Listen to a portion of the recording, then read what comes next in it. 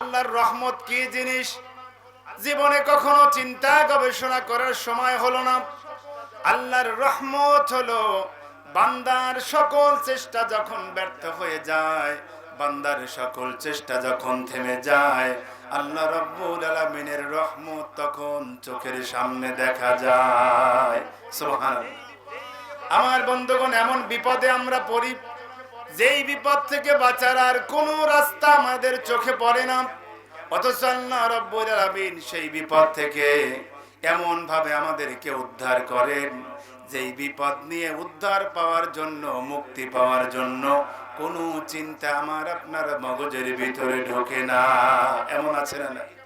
এমন বিপদে পড়ি যে আল্লাহ এই বিপদ থেকে বাঁচবো কেমনে, কিন্তু আমার আল্লাহ অফুরন্ত রহমত বান্দার জন্য রেখেছেন। যারা আল্লাহর কোরআন শোনে, যারা আল্লাহর রহমত পাওয়ার জন্য প্রত্যাশা করে, আল্লাহর রহমত তাদের উপরেই বর্ষিত হয়। কথা বলে ঠিক কিনা? আজকে যারা কোরআনের মাজলিসে, এই গ্রামের আলোকদিয়া গ্রামে হাজার হাজার মানুষ আছে না নাই? এই জায়গা যদি 500 করে টাকা দেওয়ার জন্য ঘোষণা দেওয়া যেত যে আলোকদিয়া মহিলা মাদ্রাসার মাহফিলে যদি কোনো ব্যক্তি আসে তাহলে তাকে 500 করে টাকা দেওয়া হবে। কয় টাকা? জাস্ট 500 টাকা। 500 টাকা যদি দিতে চায়, এই ঘোষণা যদি 3-4 দিন আগে দেয়, এই জায়গার প্যান্ডেলের সমস্ত এই যে চারপাশে সামিয়ানা আছে ফাটায় ফেলতো। ঠিক কিনা? বলে যে পাগল নাকি, আমরা তো ওই মাহফিলেই যাব। এজন্য কি করতো, যার যার বাড়ি থেকে বাঁশ কুটা নিয়ে এসে যার যার মতো এখানে গেড়ে দিত। ঠিক কিনা?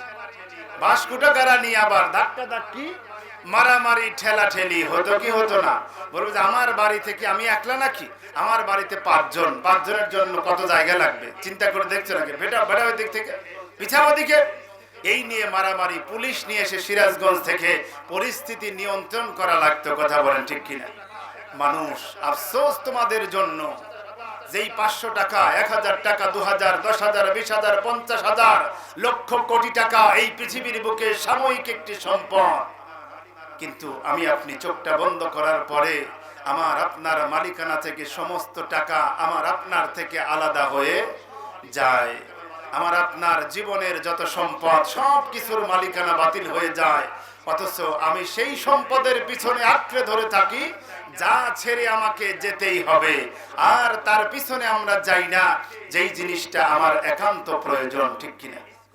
পৃথিবীতে একজন ছাত্র যে স্কুলে যায়, লেখাপড়া করে, আরেকজন স্কুলেরই ছাত্র সেই স্কুলেও যায়, আবার মাঝে মধ্যে ওই যে টেলিভিশনে সিনেমা দেখায়, চাষটালে বসে থেকে অনেক সময় সিনেমাও দেখে, আবার ক্রিকেট ব্যাট নিয়ে মাঝে মধ্যে 4 ছক্কা খেলে। এমন ছেলে আছে না নাই? তাহলে যেই ছেলেটা, যাকে তার বাবা মা কষ্টের টাকা দিয়া পরিশ্রম করে তাকে সাজিয়ে গুজিয়ে দিয়ে যাকে স্কুলে পড়ার জন্য পাঠাইছে, ওই ছেলে যখন স্কুলে না গিয়ে সিনেমা দেখে, ওই ছেলে যখন খেলার মাঠে থাকে, ওই ছেলের লেখাপড়ার এবং তার ভবিষ্যৎ, আর যেই ছেলে বাপ মায়ের কথা শুনে স্কুলে যায়, লেখাপড়া নিয়মিত করে, এদের মধ্যে বুদ্ধিমানকে, বুদ্ধিমানকে, যেই ছেলে স্কুলে যায় সেই ছেলে হলো বুদ্ধিমান। তাহলে আজকে দুনিয়ার বুকে দেখেন আমাদের সমাজে সব ছেলেই কি স্কুলে যায়? আমরা যারা এখানে বসছি, আমাদের বন্ধু বান্ধব অনেকেরই ডাক্তার আছে না নাই? অনেকেরই বন্ধু বান্ধব শিক্ষক আছে না নাই? অনেকেই কোটি কোটি টাকার মানুষ হয়েছে। আমরা একই সাথে খেলাধুলা করেছি, এখন তারা কোথায় আর আমরা কোথায়? এমন আছে না নাই?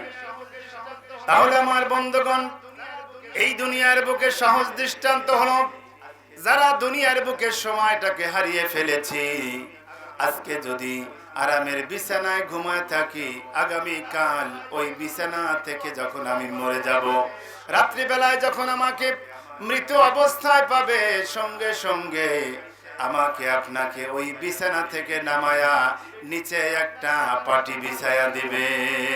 দিবে কিনা? আপনার মাথার নিচে বালিশ রাখবে না, ঘাড়টা সোজা করার জন্য আপনাকে সমান ফ্লোরে শুয়ে দিবে। তাহলে যেই বাড়ি বাড়ি, যেই গাড়ি গাড়ি, যেই পয়সার জন্য, যেই আরামের জন্য আল্লাহর কোরআনের রহমতের বাণী শোনা থেকে নিজেদেরকে বাইরে রেখেছেন, তারা কি বুদ্ধিমানের পরিচয় দিয়েছেন নাকি হতভাগ্যের দলে তারা? তারাই হলো হতভাগ্যের দলে, কথা বলেন ঠিক কিনা? আমার বন্ধুগণ, এই কোরআন শোনাটা এত বরকতময়। আমার নবী সাল্লাল্লাহু আলাইহি ওয়াসাল্লাম আব্দুল্লাহ ইবনে মাসউদ, তার প্রিয় সাহাবী, তাকে ডাক দিয়ে বললেন, হে আব্দুল্লাহ ইবনে মাসউদ, তুমি কোরআন তেলাওয়াত করো।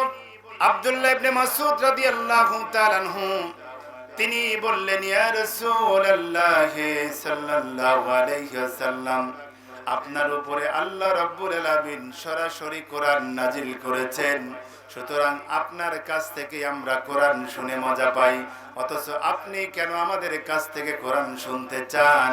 আল্লাহর নবী সাল্লাল্লাহু আলাইহি ওয়াসাল্লাম বললেন, অন্যের কণ্ঠে কোরআন তেলাওয়াত শোনাকে আমি পছন্দ করি বেশি। সুবহানাল্লাহ।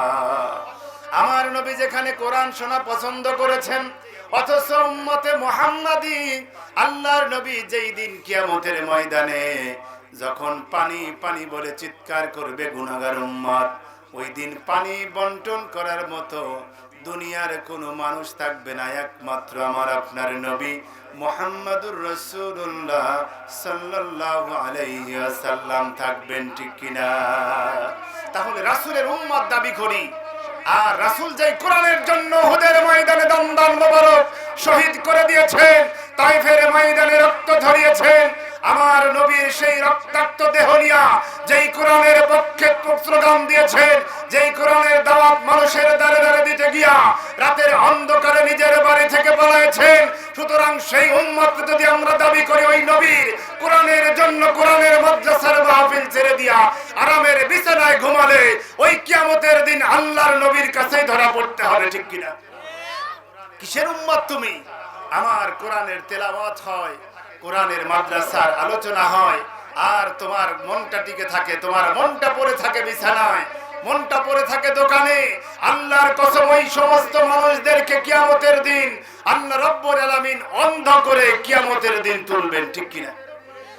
আল্লাহ রাব্বুল আলামিন কিয়ামতের দিন অন্ধ করে তুলবেন। সেই দিন তারা বলবে, রব্বি লিমা হাশারতানি আমা, আল্লাহ আমাদেরকে কেন তুমি অন্ধ করে তুললা, অথচ ওয়াকাদ কুনতু বাসীরা। আর তারা বলছে, আল্লাহ রে, আমরা তো সেই সময় দৃশ্যমান ছিলাম, আমাদের চক্ষুষ্মান ছিলাম, চোখ দ্বারা সব দেখেছি। আল্লাহ রাব্বুল আলামিন বলবেন, তোমাকে দুনিয়ার বুকে কোরআন দিয়েছিলাম, ওই কোরআন পড়তে যাও নাই, কোরআন দেখো নাই, কোরআন বোঝার চেষ্টা করো নাই।